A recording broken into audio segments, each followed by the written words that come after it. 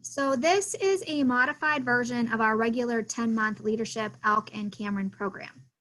We're excited to share a few of the highlights from that program with you through these monthly virtual sessions. The Leadership Elk-Cameron program began in 2007 when local leaders recognized the need to more deliberately provide opportunities for community awareness, leadership development, and civic readiness.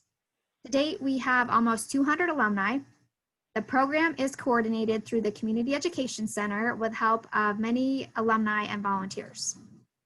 Soon we will be accepting applications for the 21-22 LEC program. So for more information on that, you can visit our website at communityedcenter.com. So today's session is Managing Others, Understanding Your Leadership Style, and will be presented by Terry Hinton. Terry is the Workforce Development Specialist with the Northern PA Regional College. Today, she will present Managing Others, Understanding Yourself. Utilizing the theory behind the Myers Briggs Type Indicator as the program, Terry will take us through an interactive discussion about how personality preference can help us improve our leadership style with our staff and teams. 30 seminars and consulting with companies on the basics of supervision and communication to teams, Terry is equipped to help us into ourselves and our leadership skills that can enhance our work and our relationships. So at this time, I'm going to pass off to Terry. Welcome. Thank you very much, Amy. Please let me know if you have trouble hearing me. If there is I think there is a chat option, let us know, because we did have a little bit of difficulty hearing Amy's introduction. But just to recap, I have been doing this opening presentation for LEC for many years. This is such a different format, so it's exciting in some ways for me to try to do something different, step out of my own comfort zone. So this is good for my own leadership skills. You are all leaders in your organizations. You know what it's like to be a leader. This next hour is really a little bit of a fun, light time to learn about yourself and how to improve your leadership skills. I'll be talking about management and leadership kind of together, even though they are separate. Lots of folks would think that leadership is more long-term kinds of planning, whereas management is day-to-day. For the purposes of today, we're going to kind of use those words in the same fashion. Thank you for those of you who did get your styles to me ahead of time. If you didn't, it's perfectly okay. Grab a piece of paper and a pencil, or however you want to take notes, because we will have an opportunity to interact with each other as this hour progresses. Before we talk about your 4-letter type and Jung typology, I just want to throw out some assumptions about leadership.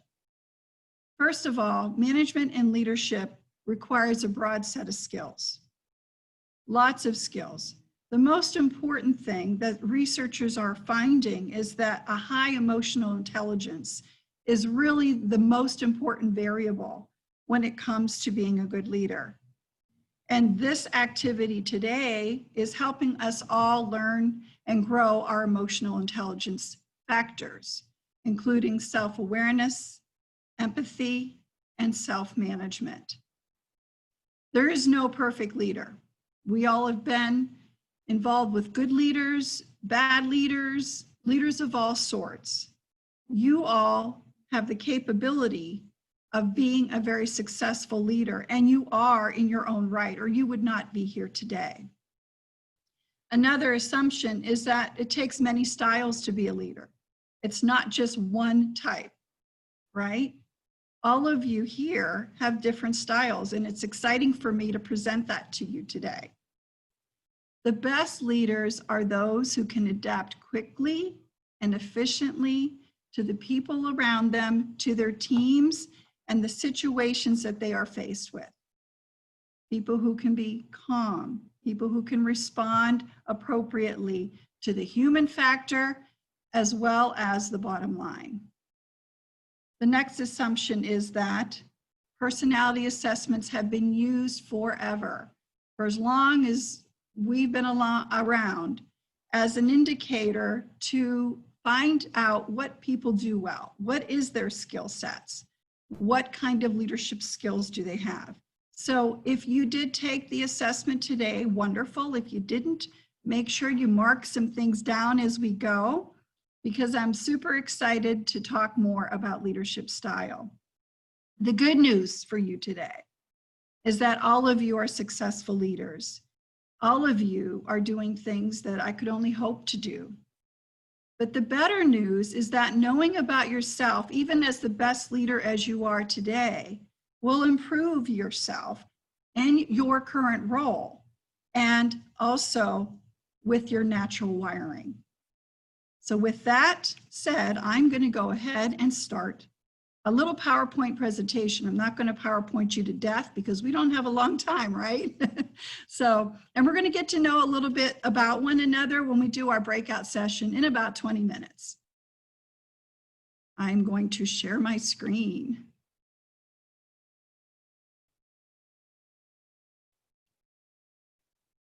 And can everyone see where I'm at here?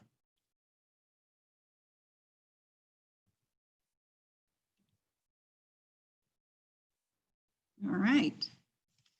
If for some reason you cannot hear me, just put that in the chat box and Amy or I will address that.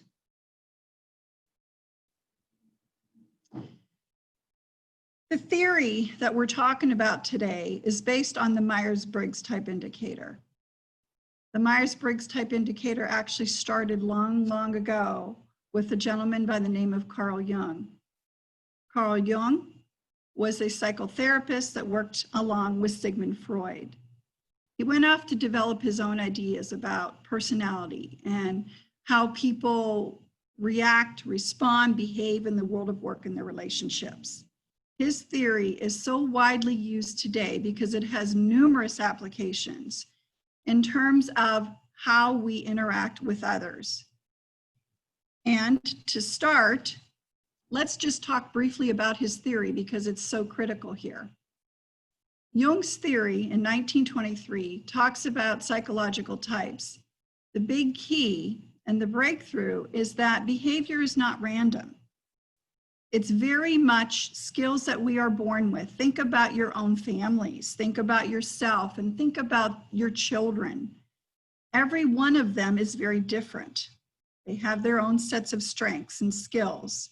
And that's the beauty of the Myers Briggs and Jung's theory, is that we get to learn about our strengths and skills and our preferences. Really, we need to talk about preferences rather than calling it strengths. But consistent preferences and how people perceive and make decisions can be measured.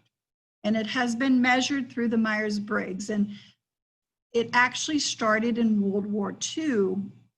When all the soldiers were shipped overseas, we had to figure out, the military wanted to figure out how to best fit people for different work units, both in the military for intelligence purposes, as well as back here in the States. The Myers Briggs was created by Isabel Myers and Catherine Briggs to help put people in the right work fits.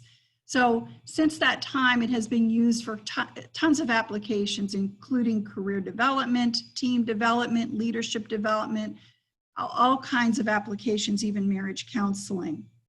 But knowing your type, like I said, will enhance your self-awareness to grow your emotional intelligence, self-awareness, self-management, and self-empathy or empathy. The fundamentals are really important. The survey that you took or will take, if you didn't already, shows clarity and consistency of choice. You'll notice when you took the test, there was a percentage. That percentage speaks to the clarity of that score for you. When you think about people who in your life are extroverted, as an example, we're going to talk a little bit more about this in detail. You'll see some of your friends are more extroverted than others. Well, that has to do with that clarity and consistency. How strong of a preference is that for you? There are some people in our lives, the minute they walk into a room, you know they're there, right? We also want to say that type can only explain some human behavior aspects, certainly not everything.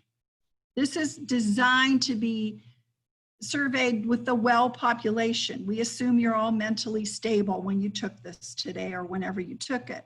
This is something that can only be done with people who are rational. No single type is better than another. And as leaders, you're going to use all of the preferences, the 8 different preferences across the scales at one point or another. Sometimes it will be more comfortable than others.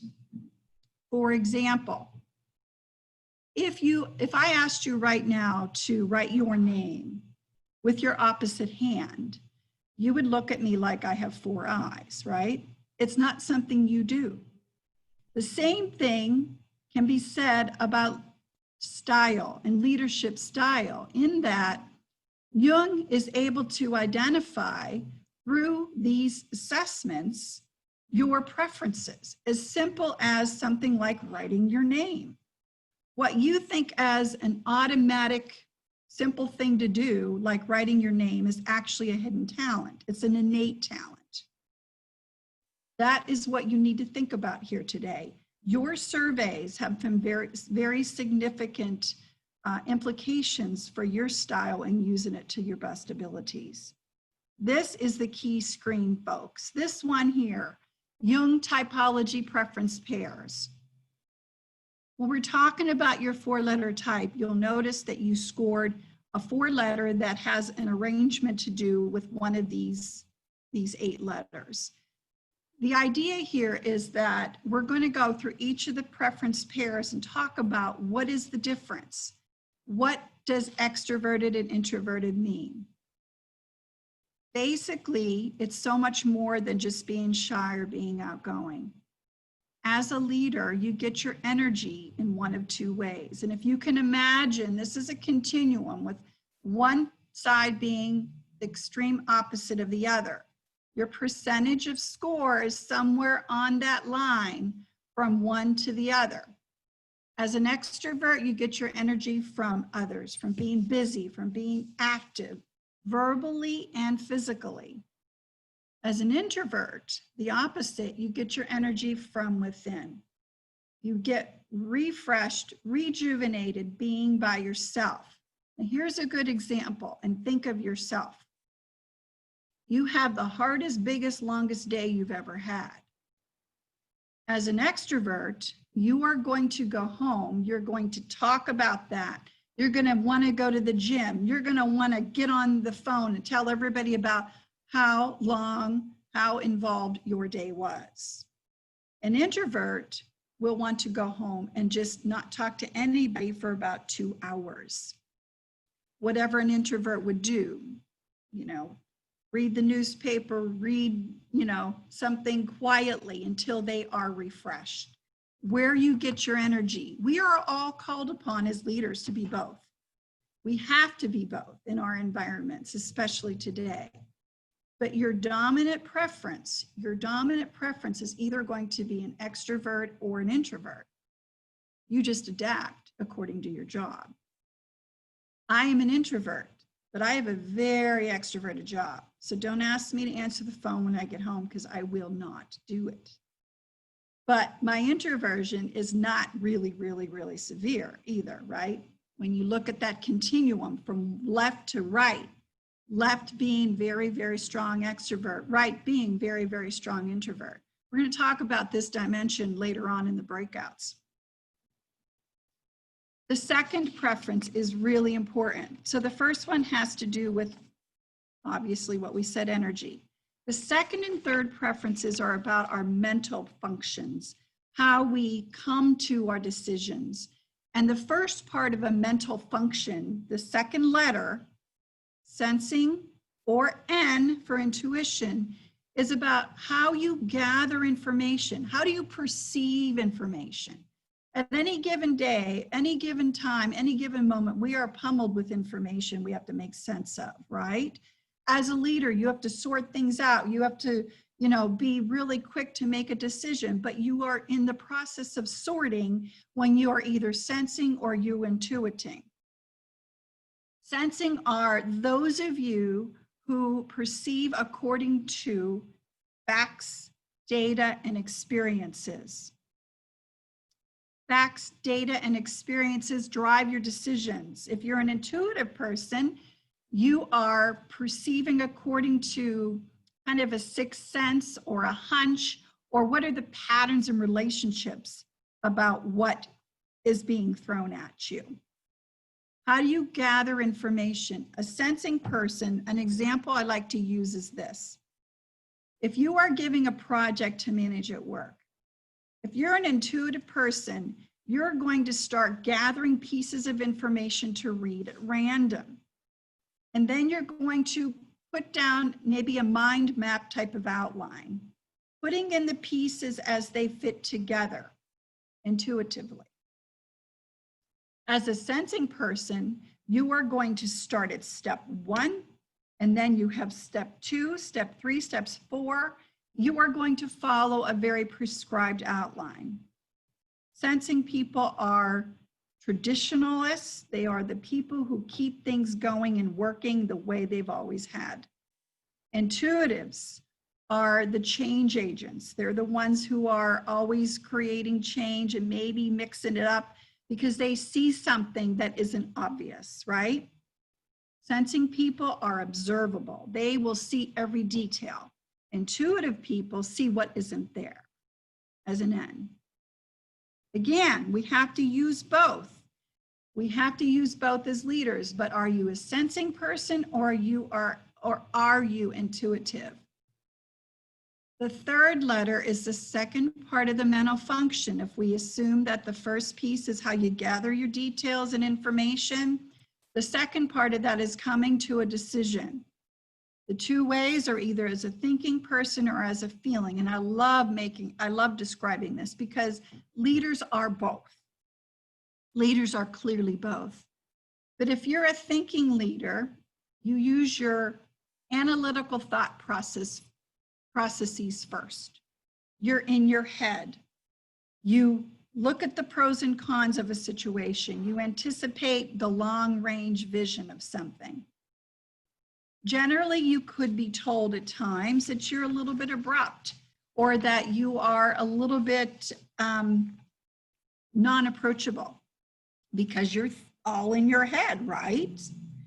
If you're a feeling person, you're the type of individual who will make decisions based on subjective values. How is this decision going to impact myself and my team? How is it going to impact me and those around me who I care about? Feeling people could be said to wear their hearts on their sleeves. Feeling people are often drawn to occupations that involve healthcare or helping others, but that's not always the case. Imagine a room full of therapists who are feelers. No research is ever going to get done. We absolutely need all types and all occupations. It's simply a matter of knowing your preferences. So we have E or I as your first letter, S or N as your second letter, T or F as your third letter. And again, we're going to talk more about all of these letters and preference types, but I wanted you to get an idea of what the first three letters are before we talk about the last one. So thinking versus feeling for making a decision. And finally, the last is your lifestyle. Are you a judger or are you a perceiving? Now, this does not mean that if you're a judger, you're super critical. That's not what this is about. Okay, and discussing this with Amy and Kate yesterday, Amy was upset that she was a judger. No, judging versus perceiving has to do with your lifestyle approach. Are you a results-oriented individual? That's J. Perceiving individuals are process-oriented. J's like to get things done before they play. P's have to have play intermingled with their job to be happy, right? P's appreciate the sense of adventure, the twists and turns that they take along the way. J's are very much about results You have a checklist, you get things done, and then you can relax. It's a matter of preference. It's a matter of preference.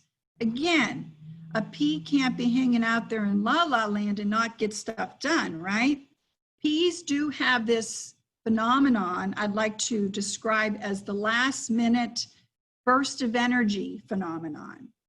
Typically, if there's a project due, and Amy and Kate will confirm this, preparing for this presentation today, I'm like, I'll have things done by Friday. This is last Friday, and they were all panicking, right? To me, that was really ahead. I'm a P. Last night would be my normal time in which I would get all my details and ducks in a row. It's the last burst of energy I get before something has to be accomplished. Where Amy would have this presentation done probably 2 weeks ago as a J. All right, you see the difference. Not one is not better than the other. It's a simple matter of your preference and knowing that about yourself and your people that you work with. Let me take a quick view on time here. It looks like we're good. So your 4-letter result is one of 16 personality types. Now here comes the fun part, folks.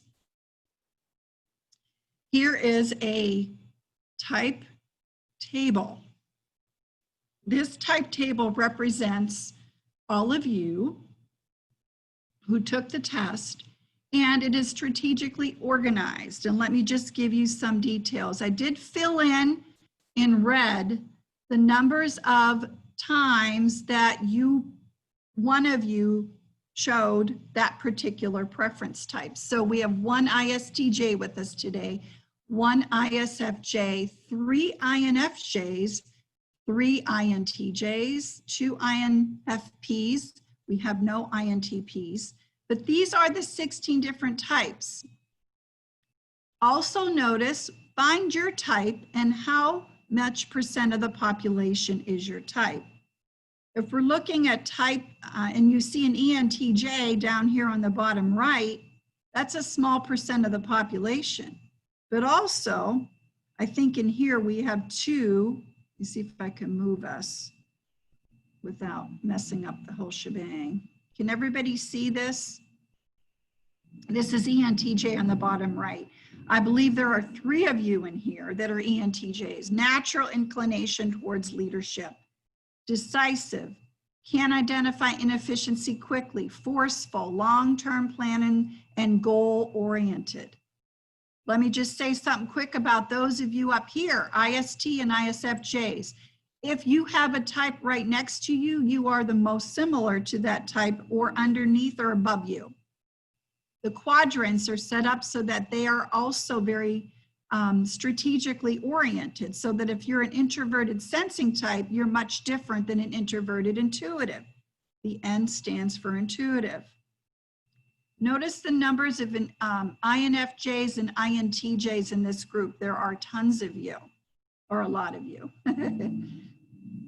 NFs and NTs are very similar to one another. Not a big, number in the population percentage-wise, but INFJs have visions for common goals, decisive and organized. INTJs have original minds and high sets of standards and competence. That's what's cut off over there.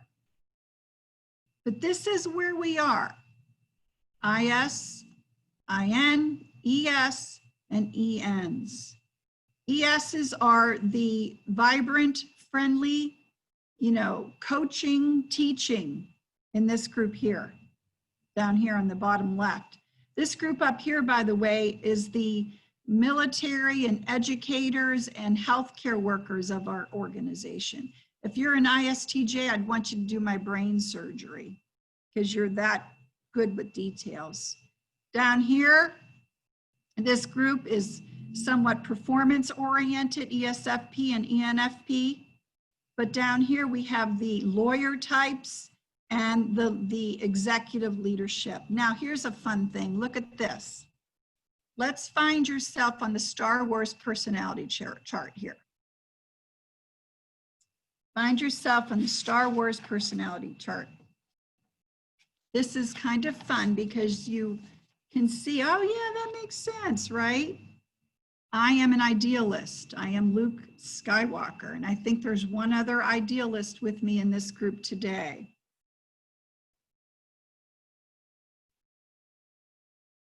Even though Darth Vader is identified as the supervisor, ESTJs are not dark like Darth Vader.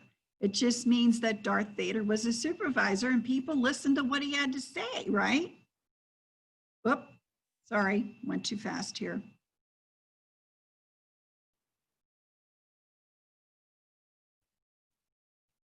Here we are. So did everybody find their type? Can you send me a little chat with a thumbs up at the bottom?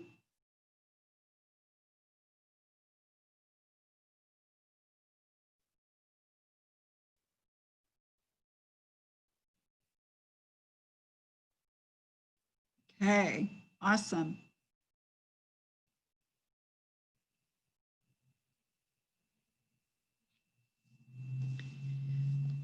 One common context for using Jung typology is team building. That's probably the area that I have the most expertise with. This is a good tool, whether you take the full-blown Myers Briggs, which you can certainly have the option to do so, or whether you took the quick version online that's free. It can help you measure your employees to look at their skills. What do they bring to the table? That's the most important and valuable piece of this tool. Just looking at the EI alone, the first preference category, the relationship is knowing which team member is introverted so that you don't miss an important piece of information from that person, right? Managers want to know feedback from all of their people, not just the extroverted ones that speak all the time. So we're going to talk now about the third and fourth letters. Actually, the second and third letters is what this should be, right? This is not how it should be. It's the second and third letters, your S and your N or your T or your F. Gathering information and making decisions. You should know what you are. Even if you didn't take the test, you can pretend, because that is what this is about. Knowing your type is really you assessing it. No one's going to tell you this is what you are. This is not an MMPI, right? The second and third letters is most useful for examining communication issues in teams. STs, if you have S and T, and I know we have a couple of you, you prefer the conventional, proven ways of communication, right? What you can see, touch, taste, smell. S and Fs. SF, if you have S and F in your four-letter type, you're observant. Detail focused, but with a bent towards helping others, often drawn to healthcare. If you're an N and an F, you prefer to communicate in creative ways that serve the common good. And if you're an NT, you are known to be a good debater, extremely articulate, you question authority, but you have good long-range vision. Let this sink in for a moment and write down, what do you think you are? And if we need to go back, we can do that. But for right now, I just want you to kind of let settle the second and third letters of your four-letter type here.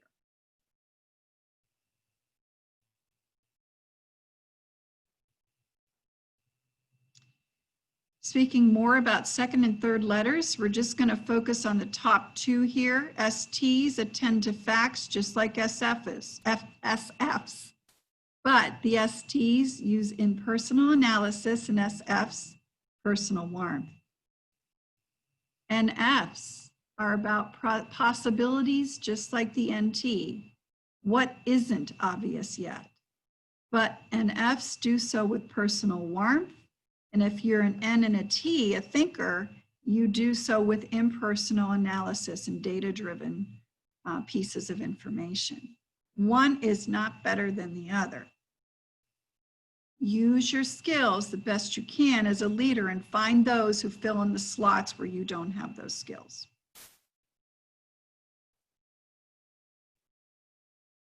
Now it's time. We're going to go into breakouts here in a minute, and Amy and Kate and I are going to walk you through a scenario to help talk more about what type means with this fictional scenario here. And here it is. Ted and Nancy have been working together for 2 years. Nancy is the branch manager of a local bank. Ted heads up business services and reports to Nancy. Ted has previously completed the Jung Typology assessment and scores as an INFJ, introverted, intuitive, feeling judger. Nancy is an ENTP, an extroverted, intuitive, thinking perceiver. Over the past few months, frustration has accumulated for Ted for 4 reasons. 1, Ted arrives for staff meetings on time. Nancy shows up late every time. Ted is annoyed about this because he has reports due at the end of the day. Every day there's a staff meeting, so it's time sensitive for him. Ted's workload is growing since COVID-19. He spends most of his lunch hours working. He doesn't leave at 5 like ever, and Nancy and fellow coworkers leave at 5. He's mentioned to Nancy that he's overworked. She promises to get him some help if he can justify it. Nancy said things will improve. He's got this. Ted has received favorable evaluations from Nancy for his productivity. Ted is in line for a promotion. He doesn't want to make any waves. Nancy is hanging out socially with several of his coworkers on Friday. Ted is not included because he has small children. Let me tell you about Nancy, so when you go to the breakout, you know a little bit more, and Kate and Amy will help with this. Nancy's quick, ingenious, outspoken, and resourceful as an ENTP. She's good at conceptual planning. Ted seeks meaning in all things and all people. He wants to assess what's best for the common good and for the good of the team. And he wants nice things. He wants to move up. He's insightful, creative, and productive. What challenges are a result of these 2 different types interacting? Nancy's the boss, Ted is the supervisee. What do they have in common that will enable them to work together more effectively? And how would you handle Nancy and Ted if you were in charge of both of them? All right, now Amy is going to take us to breakouts. I'm going to stop my sharing.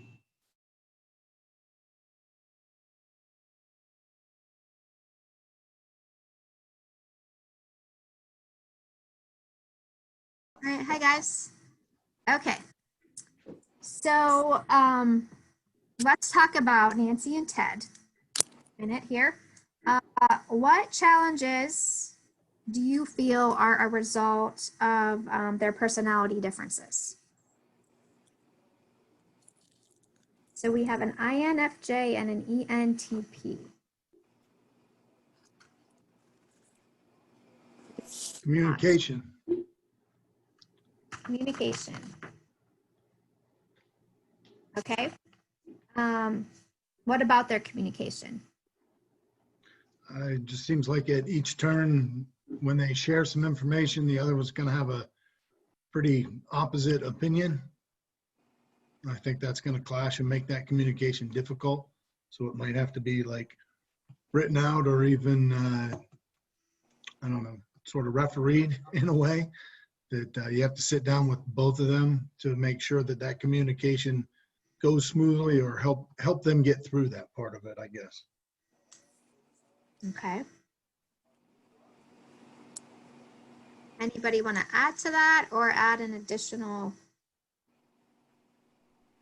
comment?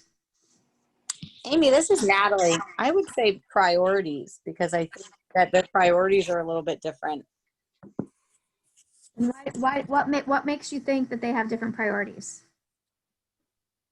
Well, I think that you know, I'm personally a person who isn't normally late, and my husband is a person who is always late. So I think that he doesn't prioritize getting places on time. It just doesn't worry him, and where it worries me, like if I'm 5 minutes early for something, I still feel like I'm late. I feel like I should have been there like 5 minutes ago, you know? So I think that, I guess priorities, the only way that I can really word it, but maybe there's a better word for that. Well, it actually relates to their J and their P. So Ted is a J, which means he wants to get things planned ahead of time, done ahead of time, but Nancy is a P. So, you know, she's the last minute person. So there are definitely some challenges there that they need to work out.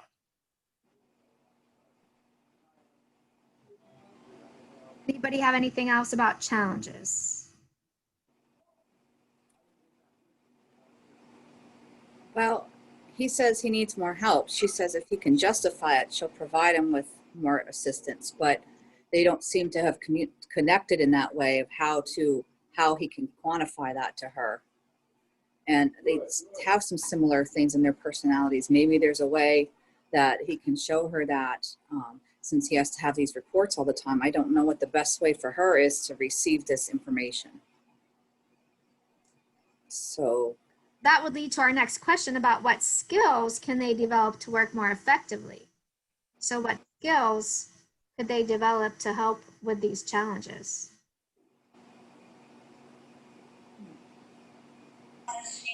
I think he would need to maybe communicate a little bit better and not expect her to know exactly what he needs or what he wants, because it sounds like she's asking for him to explain it a little bit more, and he's kind of maybe expecting her to just realize what's going on. Right, he's assuming that he needs to relay what exactly it is that he needs. How about some other skills? I think if they had some kind of deadlines or specific marks that they could reach with what their goals that they are setting, it seems like that would enhance their working relationship. They'd be able to get through it a little bit better. Yeah, if Ted would appeal to Nancy's T to help her see long range vision. That's what he needs to do to get her to see what he's talking about.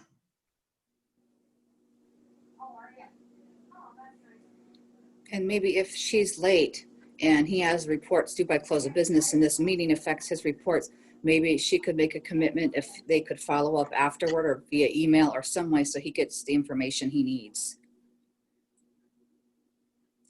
Yeah, until Ted speaks up about like her punctuality with meetings and such, she's not really going to see it as an issue. She won't see it within herself, but he needs to make her aware of that and how it affects him.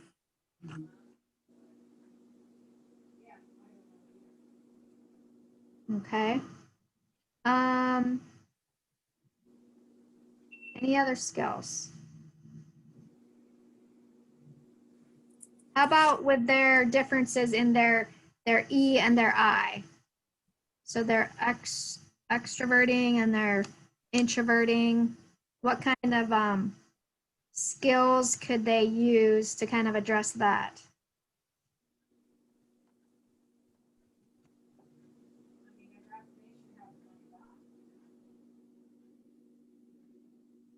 Because right now, you know, Nancy's meeting up with everybody after work.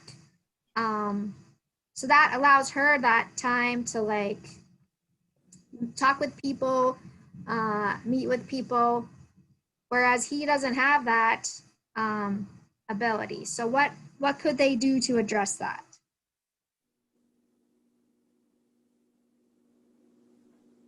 Any thoughts?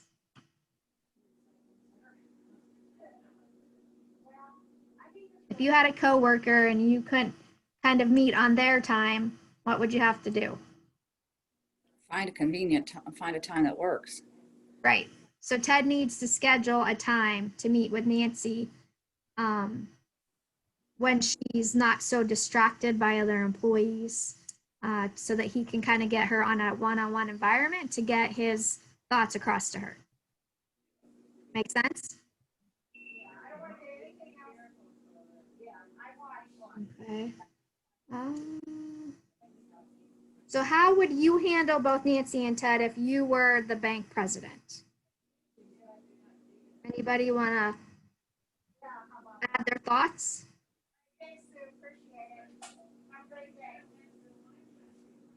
I think you just have to have a meeting with them and almost diagram it out so that they understand what they're doing and how what they do affects the other individual.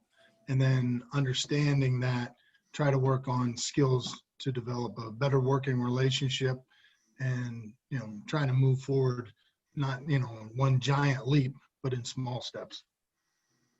That's great. That's awesome. Does anybody have any additional thoughts on that? I like it. You like it? And maybe give them some,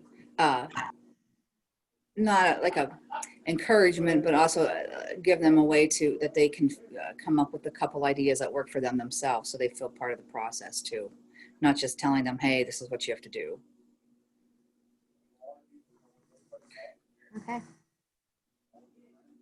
Does anyone want to add anything else? All right, I'm going to leave the room so I can remind the others that they only have like 2 minutes left. If you guys want to chat amongst yourselves, feel free, okay?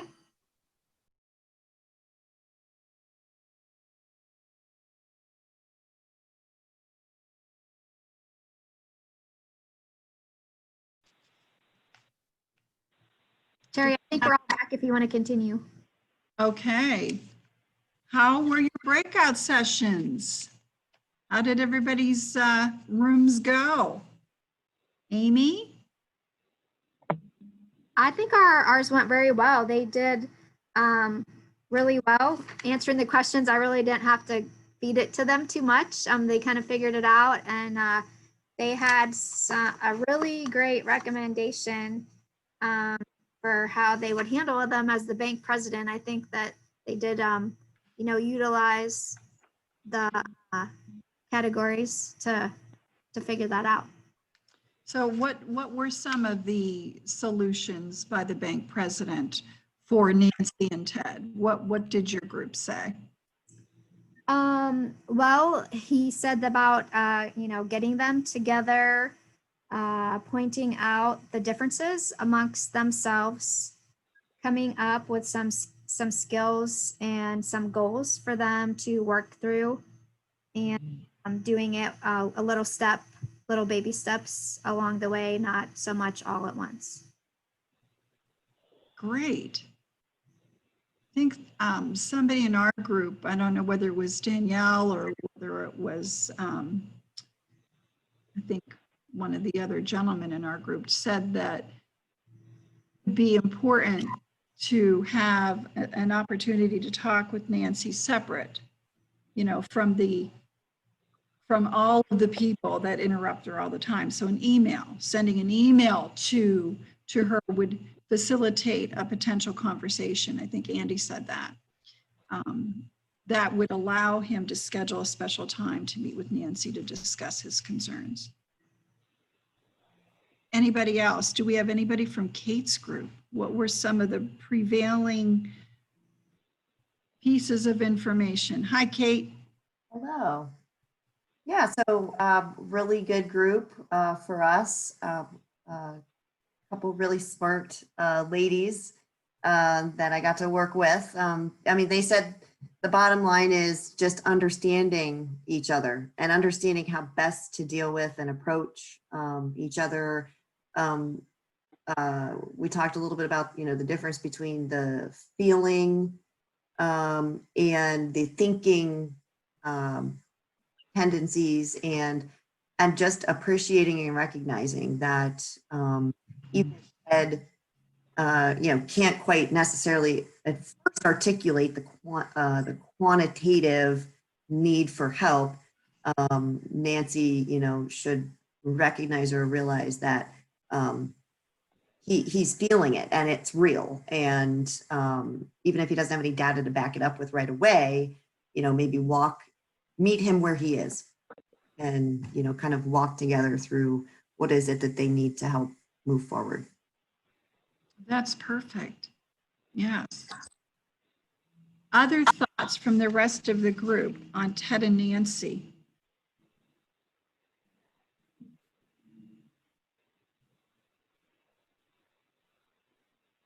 Nobody?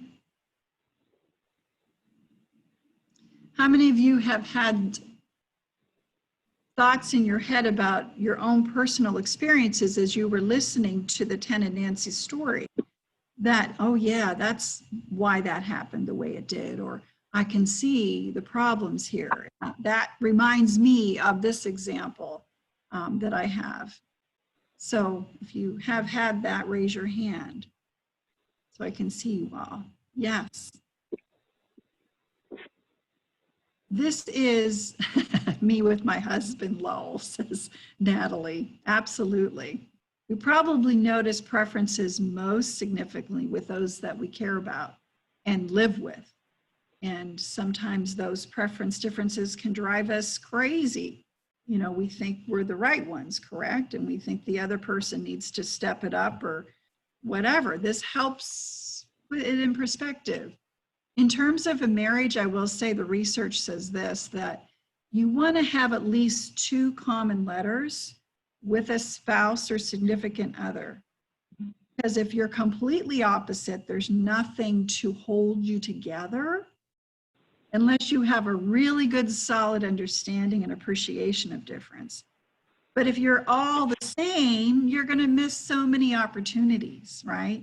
So you want to have some variety and spice of life. Ideally, that's the marriage experts. But again, this is about, everybody can be who they are. You're a leader that has a team of different individuals. Ron, you've got a large team yourself, and you're probably thinking about who falls into some of these. I would be able to come to any of your organizations to do this, hopefully in person, if not virtually. The college itself, the Northern Pennsylvania Regional College, does have an 8-part leadership series, and this is actually one of them. It is shortened and abbreviated. It would be normally a 4-hour session, and we'd be doing lots of applications, but I do one of those sessions of the 8. If you are interested in finding out more how we can apply this to your work environment, just let me know, and I'm happy to talk with you further. I'd be happy to do this for your team. So at this point, talk to me a little bit about anybody that has a comment about whether this was worthwhile. Did they learn something about themselves, or feel like, okay, yeah, that makes good sense, and I'm really happy that I am an N. Most people are happy about their types because it's you, it's who you are. How many of you would say that you're happy that you are who you are? And raise your hands with joy. All right. If you didn't take the assessment and you still want to do it, go ahead and do it. And I will send any of you a long version of your type so that you have sort of a longer description and what that means for your individual leadership styles. And I can do that if anybody wants to follow up with me separately. I know we only have a few minutes left, but I do want to say some words on leading during a crisis, because while the Myers Briggs and Jung typology doesn't really have to do with COVID, leading during a crisis is a whole other animal. And the main thing is that it's ever more important that you learn about who you are, because your team may be responding to a preference that usually doesn't come out. What happens during crisis is sometimes people who are stressed will present their most inferior preferences. And an example will be myself. Usually I'm very cool, calm, and collected because I'm an introvert. I'm very methodical about what I do. But when COVID struck and I was panicking, all my programs were going to be, compromised, I resorted to a lot of extroverted frenzy that isn't normally the way I do things. Kate and Amy can vouch for this. So when you're in the mix of crisis, step back, know who you are, and know that your teammates or your supervisees may be presenting a side of themselves simply because it's a scary experience for them. And walk them through that if you can. So I'm going to turn this back over to our host. I'd like to say it's my pleasure being with all of you today. I hope this was helpful and beneficial. Let us know what you thought and reach out to me if you want to know more about your personal type. Amy, Kate, take it away. Thanks, Terry. A very interesting program. I always love to do these personality types, and I always learn more about myself and about the people that I work with or my family members. So I hope that everybody else was able to take that with them too. I want to thank our guests for joining us today. We'll be sending a follow-up email with a link to this recording and a link to an evaluation. Your honest feedback is highly valuable to us, so we will use it to continue to improve our sessions. We'll also include a link to Terry's contact information too, or you're going to reach out to them, right, Terry? So they'll have it. If you want to go ahead and send them a link, that would be great. Have an individual. Okay. All right, we'll do that. All right, so and finally, if you're not signed up yet, please consider joining us next month.